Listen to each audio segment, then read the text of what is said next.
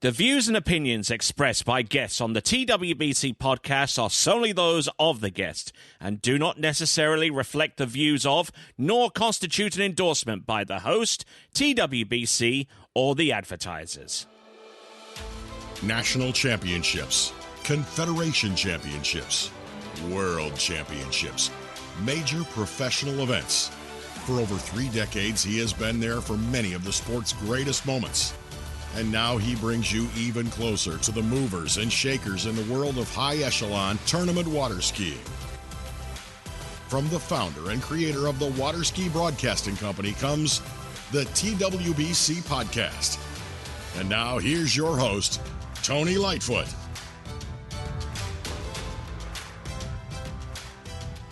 Well, greetings one and all. I am the aforementioned Tony Lightfoot. Glad to have you on board with this latest edition of the TWBC podcast, coming to you from Sunset Lakes, the home of the World Championships, which will be taking place within the next few days at the time that this episode was recorded. And one of the main overall threats coming into that competition comes to us from Ukraine, and his name is Danylo Filchenko. How are you doing? Doing good. Greetings to you, Tony, and to your podcast and all the listeners. Excellent stuff. Okay, so Danylo, you've been an overall threat. You've been a fantastic overall skier for the last few seasons. But in the last few seasons, we've seen you really excel in the jump event. Kind of give us a little bit of an overview of how that improvement has come along, because you actually qualified for the Masters one year in the jump event, but you couldn't take that spot because of the ramp height issues, right? Yeah. So I guess my jumping has elevated or got better, I think, ever since I got to Monroe and started skiing, 31, 5 foot, and then switching back to 35, 5.5. Kind of before when I was a junior, I was skiing at 31, 5.5. I'd say like I wasn't strong enough to cut late and go hard, and kind of in collegiate skiing that helped me do that, and ever since then I wasn't afraid of cutting late and going later at 35 and seeing a different angle of the ramp, and in 2019 I jumped 228 feet, 69.3 meters here at Jack Travis Sunset Lakes, last chance qualifier. Wasn't planning on qualifying for Masters. I was just skiing the tournament. I was actually after an injury. I had a bicep injury the season before, so I wasn't skiing much. I was really just I was training in Monroe before I got here for maybe a couple of weeks. I was cutting and passing. Then I got here. I was doing singles, 3/4, and then that week, that was just my first week of doing doubles. And I think, all jumpers know that you go far in there, like earlier in the season, because you're really focusing on the things that you want to do and improve, and you don't think about the distance much. You're not really going too hard, so you're doing everything right, and sometimes the big jumps come early because of that. So it was as much a surprise to you as it was to everyone else when you jumped over 69 meters on that day, on that given time. I mean, I had maybe like a day before that tournament in practice, I jumped around 65 meters, and that was the biggest jump I've ever done. And I felt like I had the potential to go far, but definitely didn't think it would be 69, at 5.5, 57. Just everything came together, and when I landed, I knew it was huge. It was a totally different feeling from other jumps that I've done, and I landed. I knew it was big, but I saw the 70-meter buoy right next to me, so I knew it was huge, but I had no idea till I got back to the dock how far was it, and I certainly didn't realize that I actually qualified for Masters also with that jump.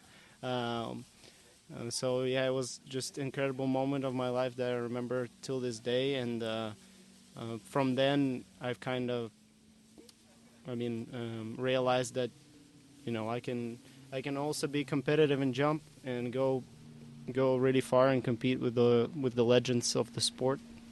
You know. Excellent. So, first time I've ever saw you compete, 2010 Junior World Championship, San Gervasio. Absolutely blown away by what you were doing with the tricks event, and that tricking skill has continued all the way through to this day. Which kind of begs the question, up until that time, I never really knew Ukraine to be like the real hotbed of tournament skiing, like an up-and-coming nation in that regard. So kind of give us a little bit of a sense of how you started in the sport and how you got to the point where you were producing world-class tricking, even as far as like 11 years ago, I would say. So I guess we can go back all the way back to when I was 9 years old. I was doing gymnastics and for 1.5 years, and we have a person who reborn the sport in Ukraine, reborn water skiing. His name is Alexei Martinov. I'm sure many people know of him right now. He's the main driver, main sponsor of water skiing in Ukraine. He brought really good coaches from Belarus. He built a world-class stadium, bought ramps, bought boats. Everything was for you to come and just train. You didn't have to pay for anything. So I think because of that, we have now everybody knows about water skiing in Ukraine, and you can hear the Ukrainian national anthem almost at every junior event, Europeans or Worlds. So it's incredible, and I'm happy to be a part of it, and happy to be the first one who made that path. So. Okay, so give us a sense of what it's like to actually train in Ukraine during the winter, because you're not on the water on the outside, but you get to train like the Belarusians and the Russians by skiing on a swimming pool using the cable, basically. Using the cable. Give us a sense of what that was like, and do you continue to do stuff like that? So right away, no. For your last question, I'm not really doing that anymore since I've been in the States for the past few years, training, behind the boat. But when I was a kid, during the winter, our season is pretty short, or like any European country, I'd say like 4 or 5 months, and then we go to the swimming pool. It's 50-meter Olympic swimming pool, and we trick only. We tricked, and I think that helped a lot with my tricking behind the boat, because you actually learn how to do the tricks without using the wake. You got to jump yourself, got to use your knees. All the toe wake lines and all the ski lines mainly I learned there, and it's not an issue for me to do the ski lines 5 behind the boat without wake, and I think mainly because we trained in the swimming pool. Because it teaches you to value more of tricking up and down rather than back and forward, side to side. Exactly. Well, it does help, but with time, now that I learn about the sport more and more, you realize that it's really all 3 events is about how you can manage and learn to use the boat. So and the wakes where you load at correct times, and so I wouldn't say it's it's good for you to train in a swimming pool. Obviously that helps a lot, but if people are training behind the boat all their life, I think it's even better, because like I said, it's about learning to use the boat at proper and correct times. That's what we had. We didn't really have much choice. We came to train to like warm countries. We started with going to United Arab Emirates, and we went to Turkey. We just trained on open water, tricking mostly, free slalom. So where did you go to in the UAE? Because I'm quite familiar with the United Arab Emirates myself. Yeah. I actually started and learned how to ski there. Yeah. But so did you go to somewhere like Ras Al Khaimah or somewhere like that? Yes, exactly. Ras Al Khaimah, I think that was the name of the town or city. It was like an hour from Dubai. I was very little. I don't, remember everything, like, correct area where we were, but I remember it was Ras Al Khaimah, and I remember our hotel was literally across the street from the lake, or not the lake, from the bay. Yeah, the bay, basically, where we skied. They had a ramp there also, but I didn't recall jumping there because I didn't think it was the ramp was in jumping condition. It probably wasn't. Because it's salt water, isn't it? Yeah. So every time that ramp got dry, it left a big old film of salt on the surface. Yeah. You try hitting that with jump skis. Yeah, exactly. Not the present experience. But I remember someone was from our team trying to go over or learn how to jump. Maybe they sprayed it or cleaned the surface and just went over. But that's where we actually first time met with John Travers and Natalia Bernikova. We brought them out to coach us. And then I remember John showing me pictures of the Jack Travers and the lakes. Yeah, this where we're sitting right now. I think at a time they only had maybe 2 lakes, or he was just explaining us that they digged it out themselves, and I was just amazed by what he was explaining us, that he did it, him and Jack, they just did it basically themselves, that's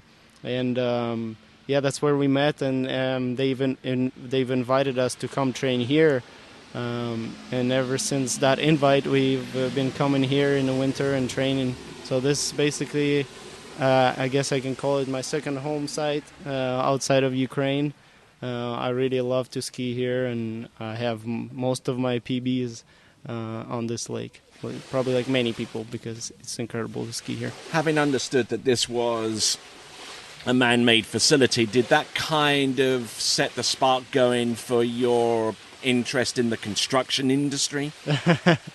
I don't think so, but because I have a dynasty in my family of builders. My granddad owned a roofing company, and his sons, my dad and his brother, they both have construction companies, and I think that's I've always been around construction. So that's why I chose construction management in Monroe, and that's why I work in this industry mainly because of my family. Okay, yeah, you spent a little bit of time in DC, didn't you, for a good while? Yeah. What was life like for you inside the Beltway? Yeah. So I graduated out of school, and I landed a job. Yeah, out of Monroe, and I've landed a job in DC at construction company called Hensel Phelps, one of the biggest, general contractors in the country. It was incredible experience for me, full-time job, working a lot of hours, and very interesting job. I was hard to ski there. I was certainly trying, and I got there during the, pandemic when it just started.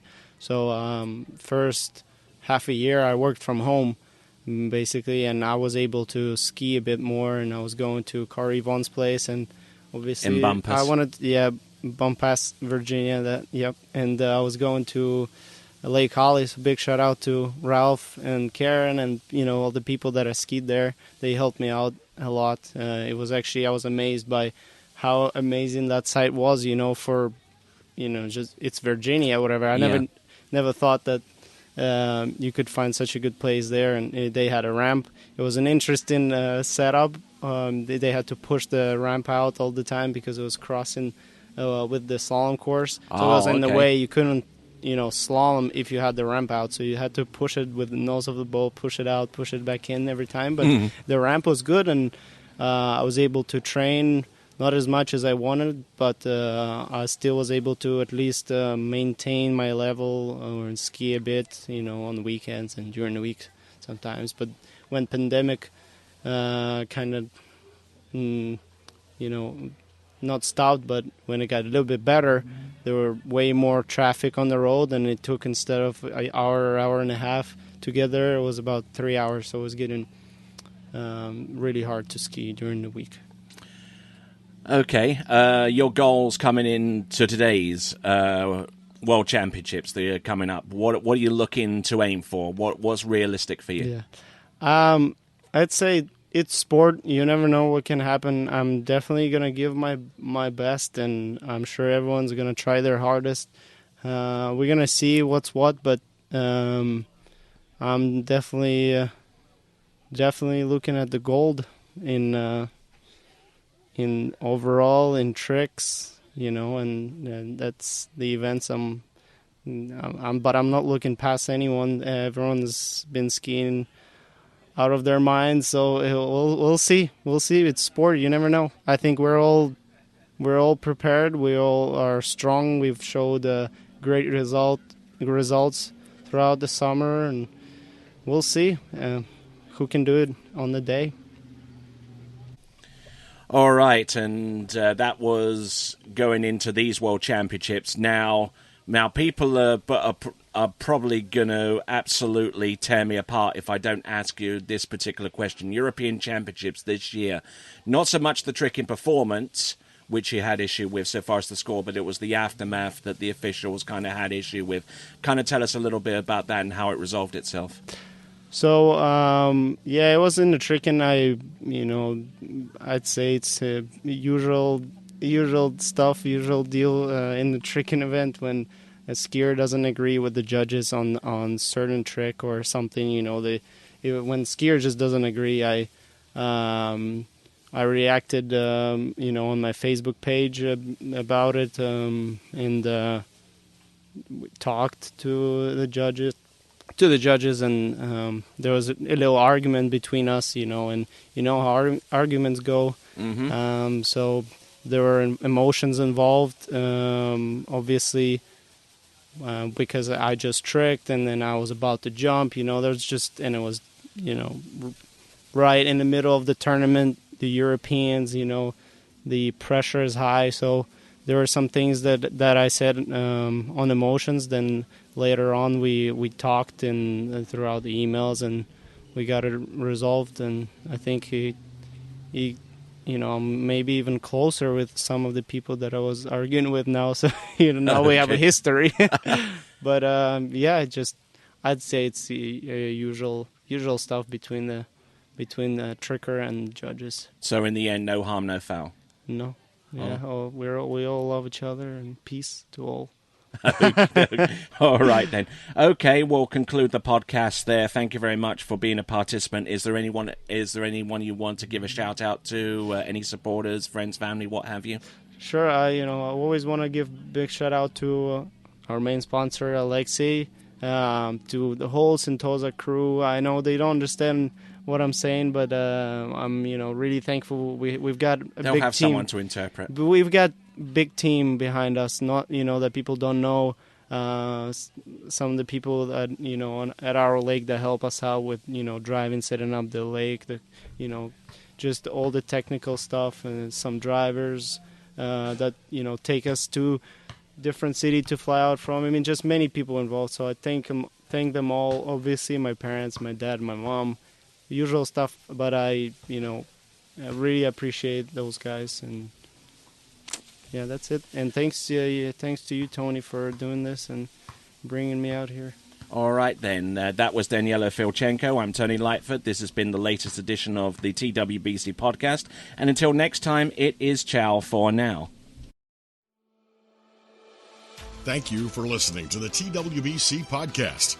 Be sure to check out our website at waterskibroadcasting.com. Links to our presence on major social media platforms can be found there, as well as updates to our webcast and this podcast. Duplication or rebroadcasting of this broadcast without written consent of TWBC is prohibited. Subscribe to us on your favorite podcast platform and be sure to join us next time for the next edition of the TWBC podcast.